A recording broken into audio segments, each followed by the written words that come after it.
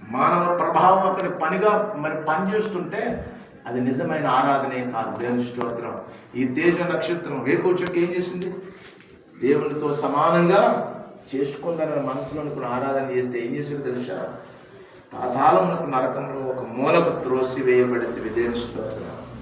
ఈరోజు నువ్వు చేసే ఆరాధన దేవునికి ఇంపుగా ఉండాలి. మొదటి సమయాల గ్రంథం 15వ అధ్యాయం 20-22 వచ్చినా చూస్తే అక్కడ బలి అర్పణ జరుగుతూ ఉంది. ఆ కాలంలో ప్రవక్త అయిన సమయాలు చూస్తూ ఉన్నాడు. దేవుని ఆరాధిస్తున్నప్పుడు ఈ ప్రజలందరూ కేవలం బలివ్వడానికే ప్రయత్నం చేశారు, కానీ దేవుని ఆజ్ఞలు గైకొనడానికి ఇష్టపడలేదు.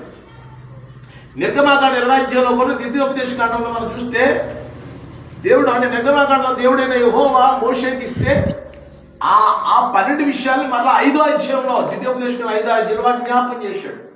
2వ మారు జ్ఞాపం చేశాడు. కాబట్టి ఆ 2 కాండాల్లో మనకు కనబడుతుంది. ఈ 10 ఆజ్ఞలు విడిచిపెట్టేశారు. వాళ్ళు ఏం చెప్పాడు? నీ తండ్రిని తల్లిని సన్మానించు. విడిచిపెట్టేశారు. ఇవాళ చాలా మంది తల్లిదండ్రులు రోడ్డు మీద ఏం చేస్తున్నారు?